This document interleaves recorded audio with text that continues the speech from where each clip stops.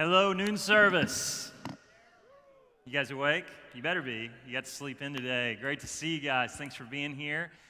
Today we are starting a new a new series, Waking Up in Vegas, and I'm excited about it. Before we get started, though, why don't you just say hello to somebody around you real quick? Maybe you don't know them. Maybe you do know them, but just get to know somebody real quick. It's all right. It's a good sound. All right, you guys aren't as chatty as the last service. However, if you are single here today and I just made your day, you can just give me that monthly eHarmony fee, and I will take that. My name is Brad. If I haven't said that already, I'm one of the pastors here, and it is an honor to speak to you guys today. How many of you have ever been to Vegas before? Raise your hand if you've been to Vegas. I see some party animals in here. Your face is kind of lit up when you're like, yeah, I've been to Vegas. All right, so Vegas is a crazy place. I've been there five or six times, and always for work, and it's probably by design, but when you fly into Vegas, it seems like you always fly in late, right? I never get an early flight. You always fly in late, and when you get there, you go right to the hotel, and it's just craziness. You go in, people are cheering, people are screaming, people are cha-chinging. I mean, they're making money. I mean, it's crazy. And if you ever go, though, for work, typically you have to get up early. Now, it's a totally different scene in the morning, right? When you get down there at 6 a.m., it goes from being a cool place to a pretty pathetic place because you got people at 6 a.m. trying to win all that money they lost the night before. And there's just regret on the faces of people everywhere. People calling their wives, letting them know, hey, we just lost our life savings. We may even have to give one of our kids away. I lost it all today, hon. But Vegas is kind of set up for a place of regret. If you think about it, it's called Sin City, all right? So there's your first hint. There's marriage chapels everywhere, 24-hour marriage chapels. And, you know, you might go to Vegas, you might meet that special one at the casino table, and you just know, like as you're losing your last $100, you just know she's the one, and you want to make mom proud. So you head on down to the 24-hour marriage chapel and get it done. There's also casinos inside of casinos. There's so many casinos. When you get off the airplane in the airport, there's slot machines where you can literally start gambling before you even get your luggage. So it's set up for that. There's also prostitution everywhere. I learned right away when I was walking the first time down the road, they're passing these cards out. I'm like, oh, trader cards. No, those are not trader cards. If you've been there, you know what I'm talking about. There's also drugs everywhere. I've never had anyone offer me drugs, I don't think, in my life, except in Las Vegas, maybe in Miami one time. But I was walking down the sidewalk, and some guy walks up and is like whispering. And I'm like, what? He's like, you want some X? It's like, some X? He's like, I don't know. And my friend's like, no, you don't want X. I'm like, nah, I think I'm good. Why are we whispering exactly? Anyway, I didn't know what X was. It's weird, but in my head, I was like, X, maybe like an X-ray? Like they're offering X-ray service? I could not figure it out for the life of me. But anyway, drugs is what he was saying, in case you didn't know. And I didn't want any drugs, but it is a place where people are set up to make a lot of bad decisions. However, Vegas is not the only place we have to wake up and have regret. Unfortunately, it can happen right here in our home. It can happen at our workplace. It can happen just about anywhere. We have regrets, we make mistakes, and we have some miserable times because of the decisions we make.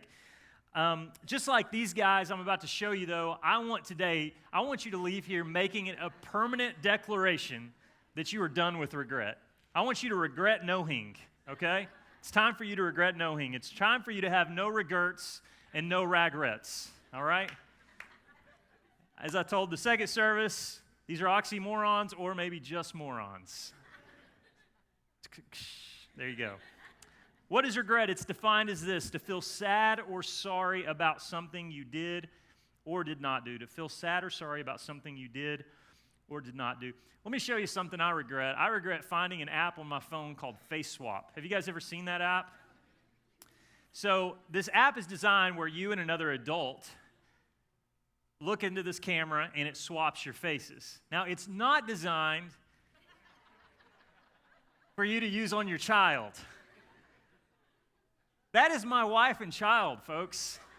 I haven't slept for weeks after seeing this. I mean, I love my little boy and I love my wife, but in this picture, I'm just like, ugh. I regret this. If anyone's ever told you look just like your mom or just like your dad, you need to slap them. Because if you look just like them, then it's going to look something like that, and that's creepy. I wanted y'all to have some nightmares along with me. Get it off. Get it off the screen right now. Thank you. I've made some mistakes in my life that have led to regret, some small and some big, and unlike sometimes when I'm preparing a message, I have to think through some life stories of my own that I could personalize it, and it's hard to find things. But for this one, I sat down, and it was just like tons of memories come to mind, all kinds of regrets and mistakes that I've made. And one of them I was thinking about is one of those cringe moments. You ever had like something you said or did, and even now, you think back on it 15, 20 years ago, and you're just like, oh, why did I do that?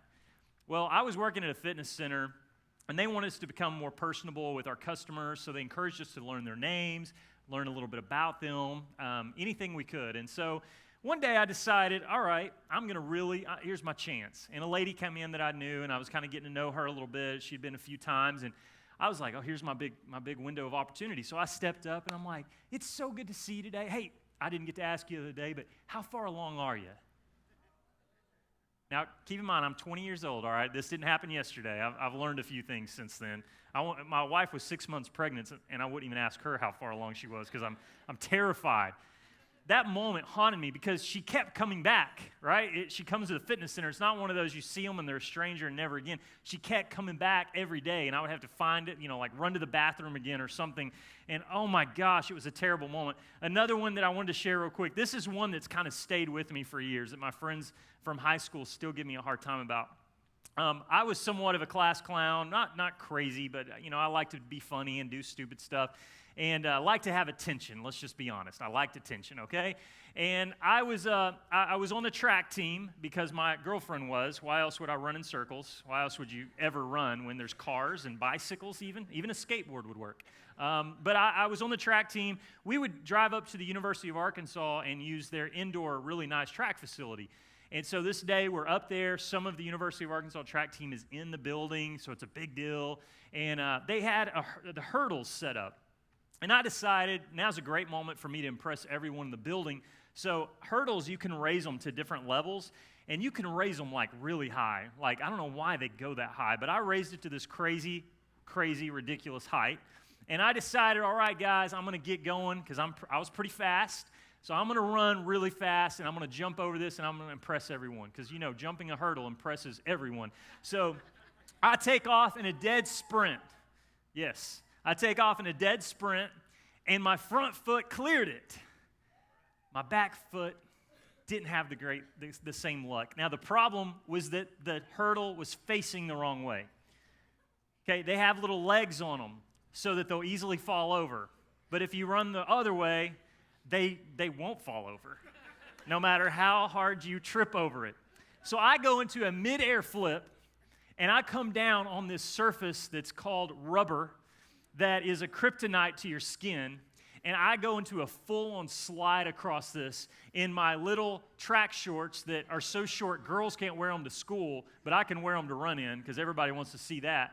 And I come to a stop, guys, and I am bleeding everywhere. I look like I just came out of a motorcycle accident. My legs are just torn to pieces. My wrists, my nose. Okay, I've kind of got a big nose, so that's easy to believe. And then my forehead, and I'm just bleeding. Just rubbed my skin off. And I look up, and there, coming and crossing paths with me when this all came to a stop, is Coach John McDonald. Here's what you need to know about him. He was the current University of Arkansas track coach. He also is the most winningest coach in all collegiate sports in the history. He also has won 40 national championships, more than any coach by far. And he's standing there looking at me, kind of like I'm looking in these lights. Angels just, oh, and I'm looking up at him, and I feel like I was reaching. And he looked at me, and I'm waiting for this big, inspiring moment, like, son, life's going to trip you up at times, but you just got to get back up. So I'm like, here it comes. And he looks at me, and he just says, that's going to hurt. And in my mind, he stepped over me and then kicked me a little bit and walked on by. But it was a terrible moment. So for the next 2 weeks, I've got like scabs on my nose and forehead that are a constant reminder of what a dumb decision I'd made. My girlfriend stayed with me, so that's good. I don't know why, though. But we have those moments, and this one's a little bit of a bigger deal, but this is a heavier thing. We have the heavy things we look back in life on. For me, in my early 20s, around the age of 20, I walked away from God and from the church ultimately. I had grown up in church. My parents raised me in church. I loved church. I loved ministry. I knew that God was calling me to that. When I was in like kindergarten or first grade or something, they ask you what you want to be when you grow up. And I wrote a pastor. So I knew at an early age that that's what I wanted to do. God was calling me. And I got into my 20s, and maybe I got a little burnout. Maybe I got a little hurt. I don't know. No real excuse. But I just stepped away from the church, and it ended up being for years. And that was a painful time because I made some bad decisions. I got around some wrong people. I got in some bad relationships. I just did some really dumb things that over the course of those few years, I look back, and that is my moment. So all of you, you probably have a moment, maybe multiple moments, but my moment was several years actually of looking back thinking, why did I do that? Thinking back and wishing I could have made it different. And I want to share more of that in a minute. But here's what I've learned during that time and now is regret robs you of your future, and it holds you hostage to the past. It robs you of your future, and it holds you hostage to the past. The truth is we all make mistakes in our past that we wish we could do over. Some of us, we regret what we've done, and others, we regret what we didn't do. But we all have regret because we've all made mistakes, but God doesn't want us to live sealed to that regret. Romans 8:28, this is a scripture, if you don't know this scripture, if you don't have it highlighted in your Bible, if you don't have it written down somewhere, it's a great scripture to have. And it says this, and we know that in all things God works for the good of those who love him, who have been called according to his purpose. All things good. All things good. It's really good to know that God takes our past mistakes that were meant to destroy us by the enemy, and he loves to take those times of our life and those decisions and those mistakes and that regret, and he loves to turn that around for good. Only God can do it. Like, I'm terrible at doing it. I can't go back and make my past mistakes I just become a fool. But God can do it, and he loves to do that because he loves to remind the enemy that he's still God and he's still in control. He loves to remind the enemy that no matter what he brings at his people, God can take that bad stuff and he can turn it for good. So I don't know what you've done and where you've come from, and I don't know how heavy your mistakes may be, but I want you to know God can turn them into good. I know some people that are still living in the past and living in regret, that are being robbed of their future and being held hostage to their past. The same people that have been living the same lives. There's no real joy. There's no real ambition. There's no future. They're just existing. And all that time, God is just waiting. God is just nudging. God is just saying, when will you just come back to me? When will you stop living that life in the past? It's okay. There's a better life.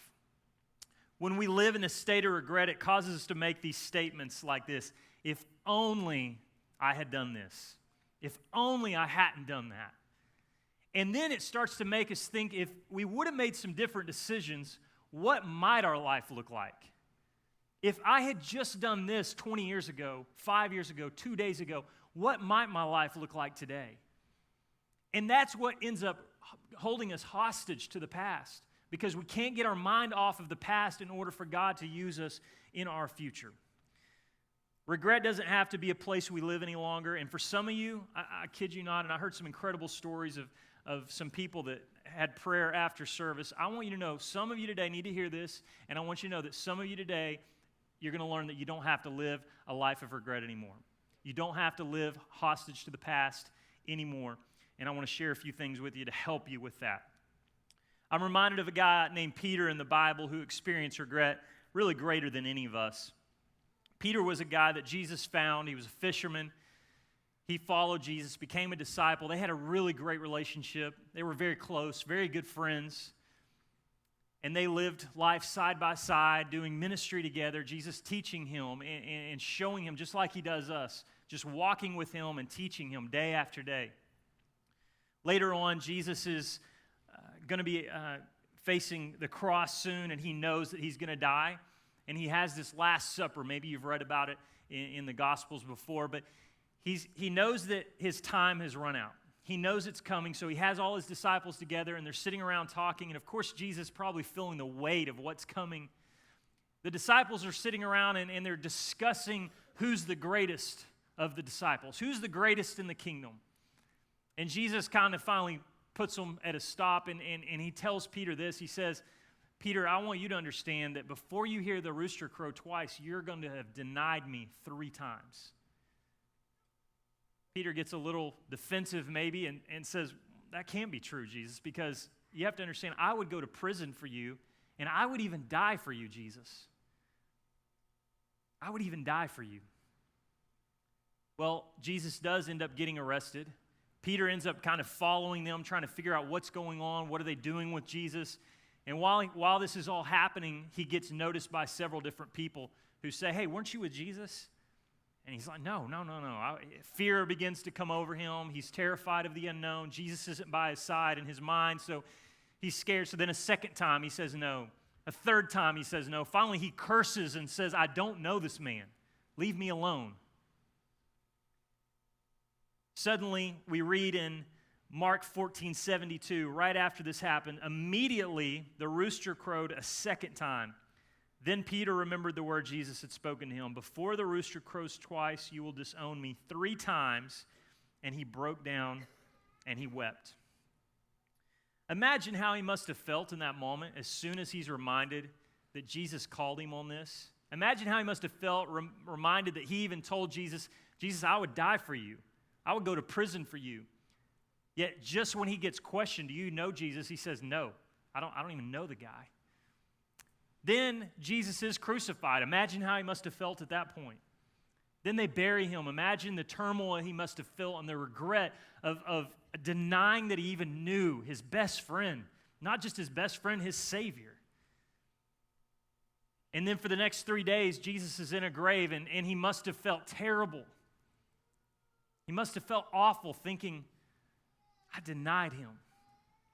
Now, Jesus didn't stay dead. As Pastor Jonathan shared last week, he came alive, and that changes everything.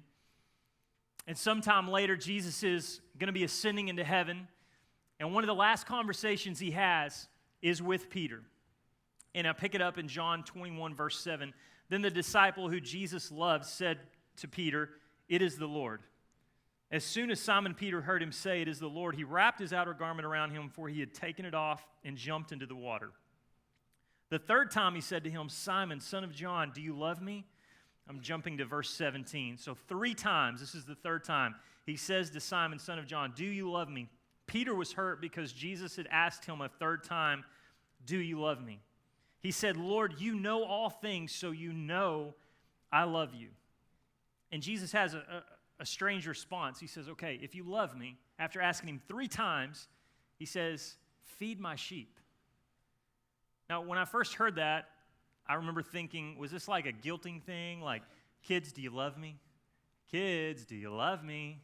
You do? Okay, feed the dogs and clean your room while you're at it. It wasn't that, though. What Jesus is saying is, Peter, you remember the work I started in you? When I found you and you were fishing for fish and I started teaching you how to fish for men, do you remember that? Well, I want you to know, I still want you to continue that. I want you to know that the plan I had for your life before you made this mistake and denied me, I still have that for you today. And ultimately, Peter, I want you to know I loved you before you denied me. I loved you when you denied me. And today, guess what? I still love you the same amount. I wanted you to be a disciple and teach people about me before you denied me.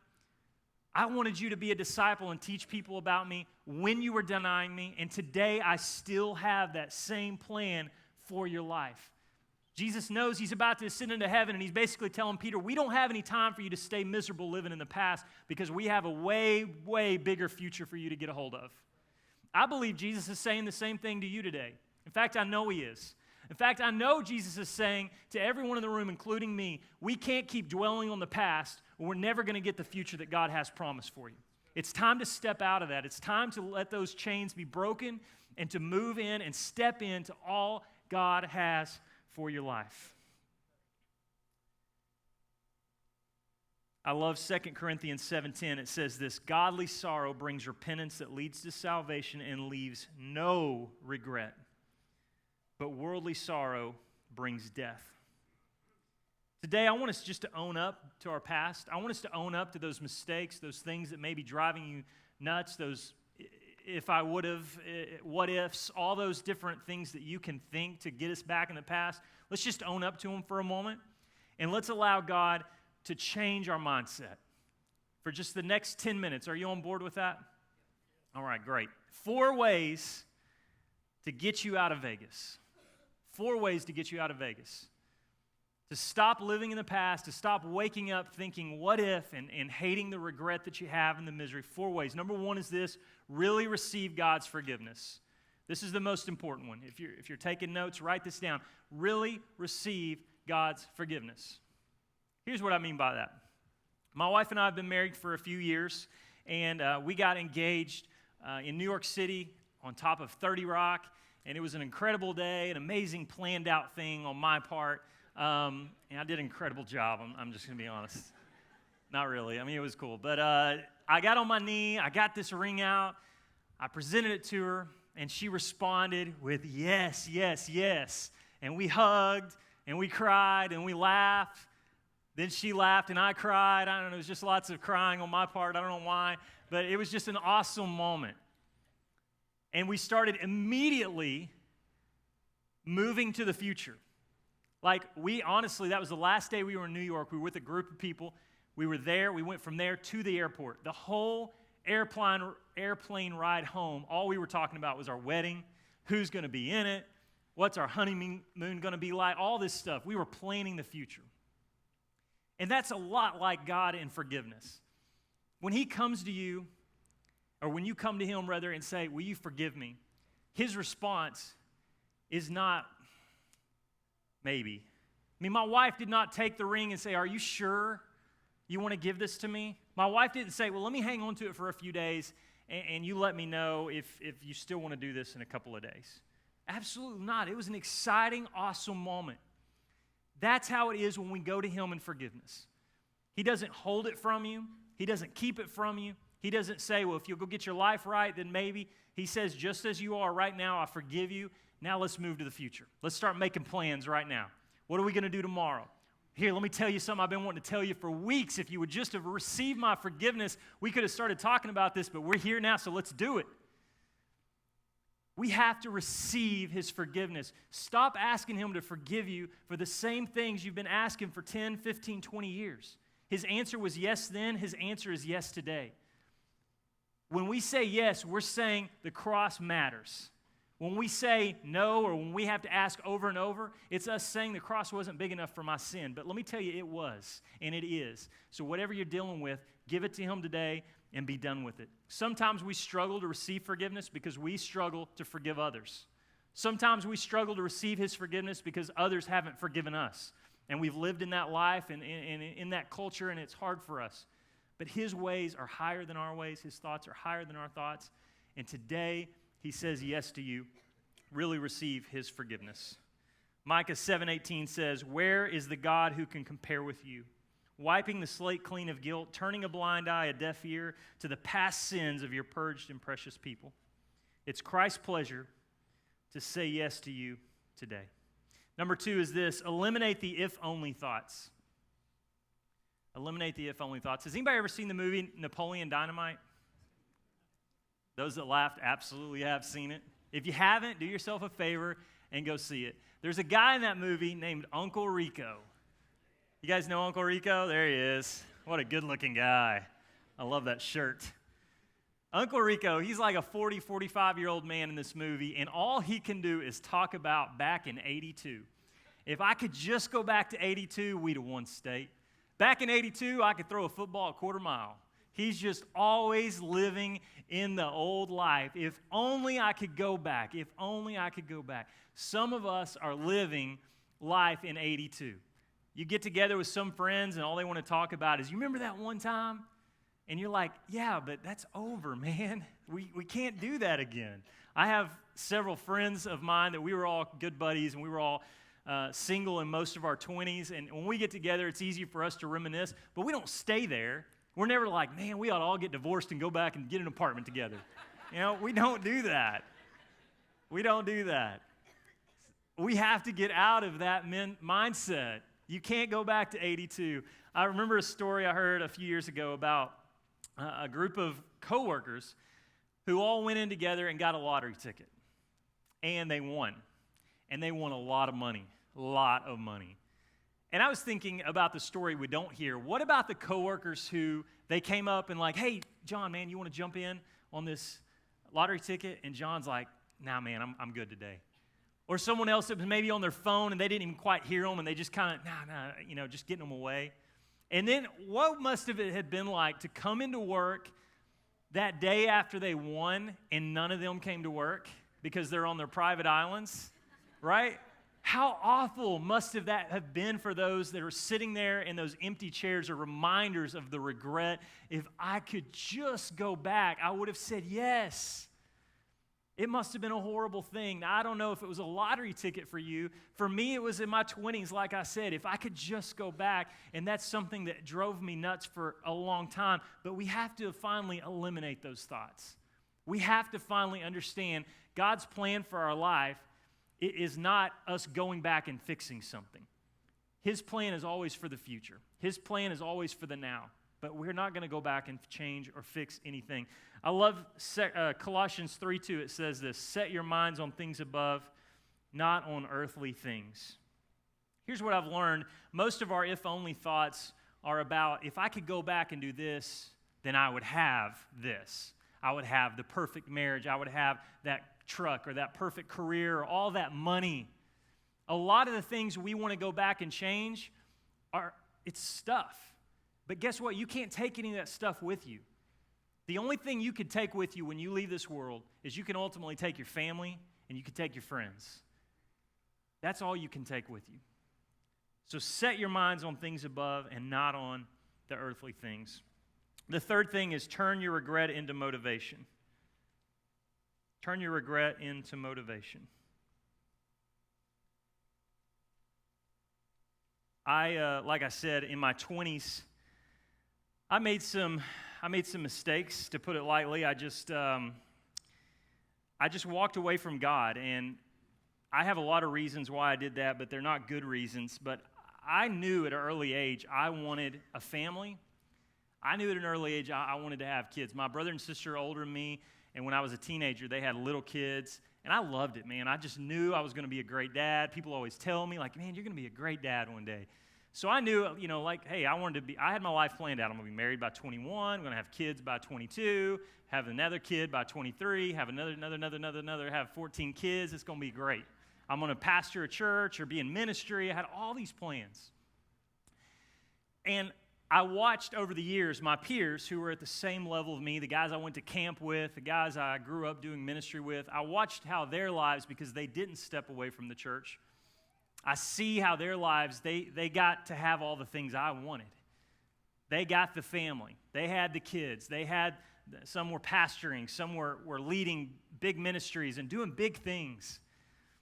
And so for many years into my 20s, and even as recently as a few years ago, I was really, really struggling with that. I was really struggling if I could go back and change this, but at some point, I had to turn my regret into motivation. At some point, I had to just say, the past is the past, and dwelling on it is not doing anything but bringing me down. I've got to get past it, and I have to move on. Times I would become so frustrated, though, and wondering, what if? And I finally had to turn my if only into what if, as far as what my future was going to be like. And I still have moments where I look back on it, still have moments where I look back in the rearview mirror, but it's just for a moment. I look back to my past to see where I've come from. And you remember how earlier I said God loves to take the mistakes and the regret of our life and turn it into good? He loves to take that stuff we've done and allow you to be a story and a witness for someone who's going through the same thing. There's nothing better than that. There's nothing better than being able to tell someone, man, I've been where you are. And here's what I want to tell you. God would love to do that in your life. And because I got sick of being regretful about my life and sick of just living in the past, I finally got my mind made up. I finally got rid of some of my commitment issues, even though all guys, I think, have commitment issues. But I had some problems with that. And then my wife and I got married. And now, maybe it wasn't when I was 21, but now I get to go home to this every day. And it is the most amazing thing ever. Isn't that amazing? Don't you just want to give him a little kiss? Well, you stay away. That's weird. Just kidding. I love my family, and God has blessed me in a big way. The last thing as we close is let God, and then fill in the blank.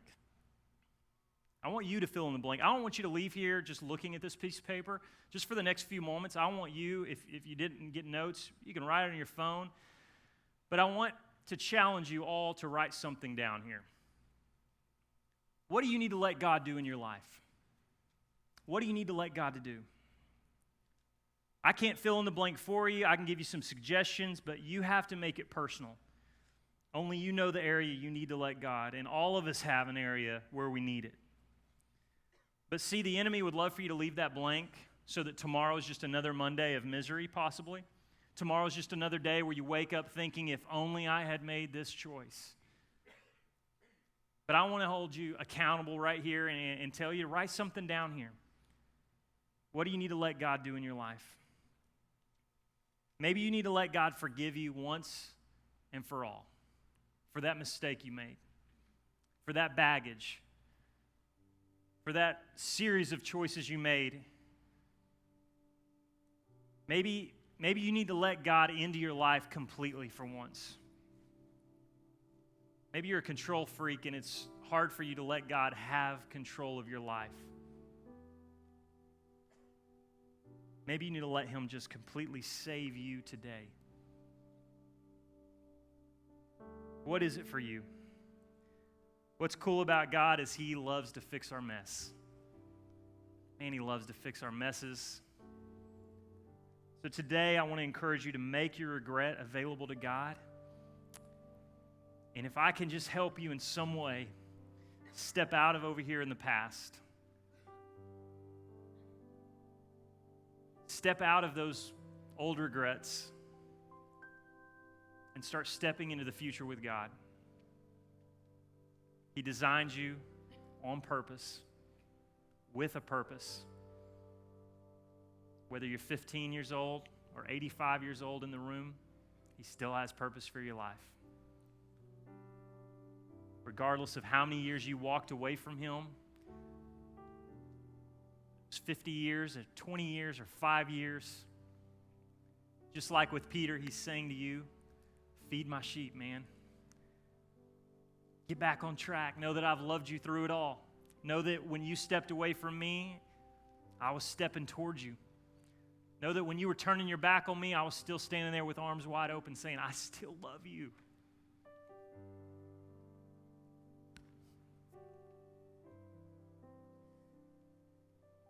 Excuse me. When I think of what the Lord has done in my life, there's nothing I can convey to help you understand how much I want you to feel that same relief of knowing that your past is truly that. It's the past. I want to encourage you so much today to let God take your hand, pull you out of that, where you've been held hostage, and to pull you into that future that's been robbed of you for so many years. And today is your day. Let me pray with you. Lord, thank you so much for this beautiful congregation of people. Thank you, God, that you forgive us completely. That even though we've maybe struggled to live in the past and the regrets that we have, that today is our day to step out of that. That same calling and purpose that maybe some in the room felt years ago, that you still have for us today. That even though the regret and misery just kind of grows up inside of us when we think about some of the embarrassing choices we've made that maybe have affected us in a terrible way, or even those around us,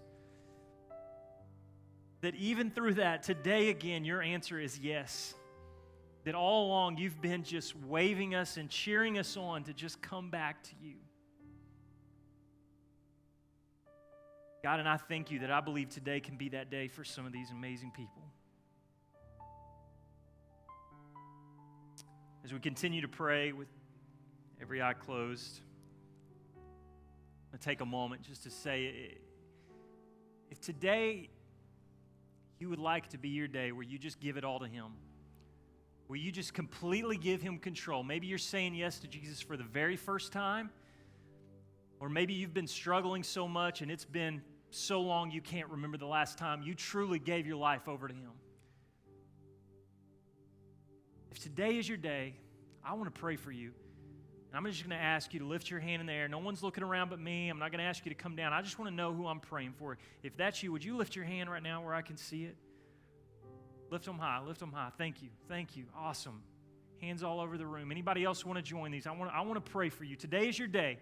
It's an amazing, monumental day in your life. Thank you.